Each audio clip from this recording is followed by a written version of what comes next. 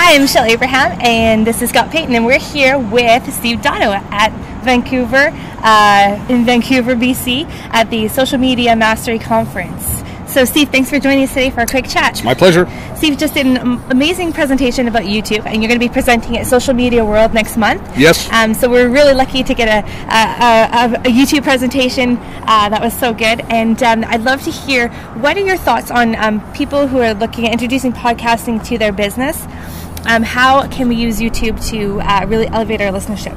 Well, you know, it was interesting when I started started really concentrating on YouTube. I was still doing a radio show, so I was publishing a weekly podcast that was just the same content as I had on radio. And I struggled a lot to try and figure out what the difference was between what I was doing on YouTube, because YouTube essentially is the same sort of a channel as a podcast, where people can subscribe, they can view, but and I know that a lot of people listen to podcasts on their computer. So the concept of a video podcast always kind of appealed to me, and especially when we look at things, we look at tools like what we have from the Google Plus Hangouts on Air, that sort of stuff. I think that podcasters should be looking at using video as a adjunct. Now, people often just listen to a video podcast and listen to even a hangout or something like that. They'll listen to it without the video, but giving them the option of seeing the video is really interesting. Now, it breaks your model a little bit as far as publishing in iTunes. You kind of lose that subscriber base, but then you gain the audience from what you get from YouTube. So if you are interested in podcasting, I would seriously take a look at utilizing just a simple little double-ended Skype interview format, which is so easy to produce. You can get great quality. You can edit it together. You can use a leveler or something like that to get your audio levels good. And then you've got the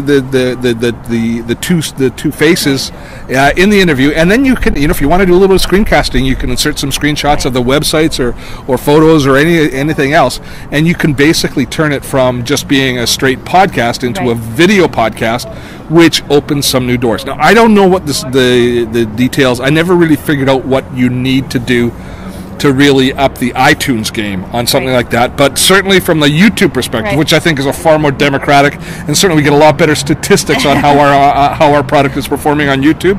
I think that's nothing but gold. That used to frustrate the hell out of me. What am I doing on iTunes? I never knew. I had my download numbers, but I never knew how long people were listening or any of that, whereas I get all those numbers from YouTube. Well, those are such valuable numbers. So when looking at putting your video on YouTube, what are a couple of things people just starting their channels, what are some things that they should be implementing right away? Well, making sure that you do your proper SEO work. And it's simple stuff. It's not, YouTube SEO is not like Google SEO where you're worrying about magic and, how am I going to kind of fool the search engine. It's all about delivering to the search engine what the search engine expects. So having a good title, having a good description, doing a good job of your cover art so you have a nice consistent branding through, so when people start to recognize you, especially in suggested video, those are things. The other thing is to create your content in such a way that it's compelling enough that people stay and listen. The biggest strike against you as far as YouTube is concerned is when people click on your site and click away right away. So making sure that you start out strong. I always advise people not to have a big long 30-second 3D animated opening or any of that sort of stuff. Dive right into the content. As soon as people click on the video, hi, I'm Steve. Today we're going to be talking about such and such. Give them reasonable expectations right away and don't make them wait, and don't take the chance that somebody legitimate is going to click away. The people that are going to click away are going to click away. You're going to lose some people anyways. But you want to minimize that number, and that's going to maximize your opportunity on YouTube. That's a great tip. So you've been in TV and radio like forever. Yes. So how long does it take you to do, let's say you want to do a 10-minute YouTube video. So you've decided on the topic. How long is that really going to take you? Because a lot of times people, I think, takes years to come out with a movie. I think the average person, it takes a little bit longer. I have an unfair advantage because for all the years that we did our TV show, I wrote the script, I would perform it, and I would always do it virtually ad lib. I would have notes. I would have my top and tail on teleprompter, and then I'd have all the middle content just in point form. So I would actually, all the demos you saw on TV, I would do to time, and I would do them just cold. And I got really good at that over 15 years of doing that every day on TV. So I sit down, and it takes me about 2.5 hours from start to finish to do one of my YouTube videos. The average person, I think it's going to take you, to do a good 10-minute video, it's going to take you the better part of a day, depending on how you research. And I will typically, my process is, I usually decide a couple of days before I kind of putz around and look at the content, decide what I'm going to talk about, and then I don't actually, unless I have a real obvious hook that I I always look for something that we apply in the real world. Typically, I get the idea when I'm in the shower. I'm washing my hair, getting ready to actually go in and sit in front of the camera and record it. I go, oh, and then I'll run through it a couple times in my head, and then I'll hit record, and I'll start into it. And once I'm through the intro, it'll take me 2 or 3 times to get the intro right, but as soon as I'm through the intro and I'm actually into it, usually it's just one take, and I just go. And if I have a mistake, I pick it up. I don't bother starting again, but I do a pickup. Now, my style of video allows for mistakes. I'm very organic. I'm very real world, so I don't need that polished. I don't need my hair perfect. I don't need everything perfect. That's my thing. It might not be yours, and a lot of people aren't comfortable with that. But for me, I mean, I had one of the first days I had my green screen. My cat and my dog got into a scrap, and they knocked over the green screen in the middle of a take. And I went, "Oh, well, that's interesting," and I just kept going. And all of a sudden, I had a keyed background, and all of a sudden, you can see my bookshelf behind. So it's, but I think that my audience likes that, and and the fact that I roll with it and find humor in it, they roll with it and find humor in it. But that's going to be everybody's own individual decision on how they produce their content. So you're saying don't be a perfectionist. Well, if you are a perfectionist, then you're going to pay the price. I mean, the thing is, we're talking about, for me, we're talking about delivering content that I'm not being paid to deliver per se. I make some money off AdSense revenues and I build community, but it's not like I have a client that's going to be checking it and know it. That was for the a great audience. point you made. You said, my client, when I was on TV, was not the watcher. It was Apple or Microsoft or the TV company. So everything had to be perfect for them because their marketing people were watching and they were measuring the dollars they were spending. Now, on YouTube, your audience is your customer. Yes. So they're the only ones you have to make happy. I don't care if Apple's pissed off at me anymore. That's okay. I'm pissed off at them half the time. So it's just fair now. That's awesome. Right. That's right. Steve, I have a question for you about turning your subscribers into email subscribers. Yes. What's your best tips for that? Relentless.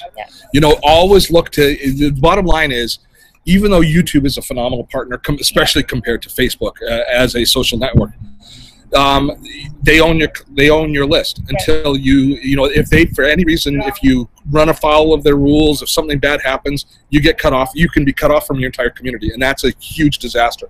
So your number one priority is always got to be to pull people into your own community. So getting them onto your mail list and then servicing that list. The money is still in the list. It's old school online marketing, but it's true today as it ever was. And all of the spam laws, that doesn't matter because we should all be honoring that kind of. They're just realistic and responsible as far as I'm concerned. So I don't push it early, and I don't force it. I don't like the pop-ups and stuff like that. But I do ask every single episode in my show and on my online videos. I say at the end, subscribe to my channel, subscribe to my newsletter, and then I tell them why. You got to give them the value proposition. For me, I don't write a new newsletter all the time, but I do a lot of live webinars, and my webinars are really good. I give lots of good value in it, and I don't often sell stuff in my webinars, so people know they're going to get value. So I tell them, if you're going to come to my, if you want to know about my webinars, you got to be on the mail list. And then, so that's the value that I always try and give them in order for them to trust me, in order to sign up for that newsletter. And it's worked well. It's grown. So you brought up a really good point. Is you don't do a lot of selling on your content. It's content driven. So then a lot of people say, well, how do I make money? So that's my next question. I think I have some ideas, but how do you make money when you're giving away free content on YouTube to tens of thousands of people? Well, I can't say for everybody. For me, there's 4 pillars. There's my speaking business, which I've had since back in television days. But the 3 new revenue tracks are AdSense revenue from my YouTube videos, which I do make money on. And it's increasing, and it's going to be significant within once you hit 100,000 subscribers or so, you're going to be making a reasonable amount of money. Not a huge amount, maybe $3,000 or $5,000 a month in that range, but it's still significant. And it's also almost passive once you're there. It is, but it is to the extent that you're being paid for your previous work, but you've got to keep keep stoking the oven. You're still shoveling coal into the furnace. It's the coal that's in there that's burning, but the new stuff has to be in because it has to burn later. Make your money. Right. So you still got to keep that rolling, but it will roll. It will peter off if you stop, but it'll be passive for a period of time. Second tier is traditional online marketing stuff. I sell courses. I don't do a lot of courses, but I do a few courses in vertical markets that I feel comfortable in. Sure. And then the fourth is the biggest surprise. Is I've built a community. Now, a lot of people will build a membership site. They'll build a membership site where they pour all sorts of content in and create a community around that site. That's a great way to do things, but then they're your customers. There's a new movement for content creators called Patreon. which in YouTube is actually building their own the tip jar that's very similar. But what Patreon is it's crowdfunding for content creators. You had mentioned that, and I was wondering what you were talking about. It's phenomenal. So what happens is you start and say, my very first Patreon pitch was, I said, I used to have advertising on my channel. If you give me money, I have to spend less time looking for ads, looking for revenue, and I can spend more time creating good content. And then people would give me $1 or $2 or $5 or $10 a month. As that's evolved, I started about 9 months ago with Patreon, and it's not so strong with content creators on YouTube. It's good with us, but it's really phenomenal for musicians, for artists, for writers, for cartoonists, for people that create serial content, that have a community that will appreciate and want to support you, and it is willing to support you. But I have that because independent producers of content would love this. It's instead of producing a gizmo or a gadget as Kickstarter would, instead you're producing ongoing content. But where the penny dropped for me and where I really started to see Patreon take off, and it's now already my single largest source of income. It will be able to support me by the end of the year, my whole venture. Is when I started rolling my courses in. So what I did is I took the courses that I would sell for $97 or $197, and I said, if you sponsor us at $10 a month, you get access to these courses and the new courses as they come out. So what it does is it evens it out, because they don't have to buy that. They'll take a course that maybe they wouldn't spend $97 on, but at $10 a month, and the fact that they're part of the community, they're happy to do that. Right. And that's even things out to the point where we're sitting at something like $3,400 now, just 9 months into it, of revenue coming into Patreon, and I can see that by the end, that's just growing. It's just growing. And it's now, just spell that for us. Patreon. Okay. And that's better than any other crowdfunding. I'm going to stick it along there. When Patreon / Dotto Tech is the one you really want to look at. That's Go support Steve. That's my Patreon page. But discovering, and actually I've got a webinar that I just posted today, which you might want to link to, which talks about what it is like building a Patreon community. Okay. Because it's it's for content creators, for podcasters. The one that got me thinking about it in the first case was Tom Merritt, who used to be with Leo Laporte. He left Leo. He does the Daily Tech News Show. He has 5,000 or 6,000 patrons to the tune of something like $13,000 a month of revenue for his daily tech podcast. Awesome. Or his is actually a hangout. It's a video podcast. But the bottom line is, it supports his entire venture. And the community that is interested, that values him, it's almost the troubadour internet. It's almost the fact we're a small community where you've created a mechanism for a small community to support you. It's not painful to them. $2, $3, $4, $5 a month. You get them on. They feel, and the difference is from having a membership site where people think that they are your customer. They become your partner and your supporter. And so the relationship between content creator and content supporter is very different. I have a very different feeling. Very different feeling. Really good. That's going to be huge. Patreon? Oh, off the charts. Yeah, off the charts. Great. Well, Steve, thank you very much for spending time with us. Appreciate it. Especially on the cold balcony. Before we go, if you had number one YouTube tip for everybody watching, what would it be?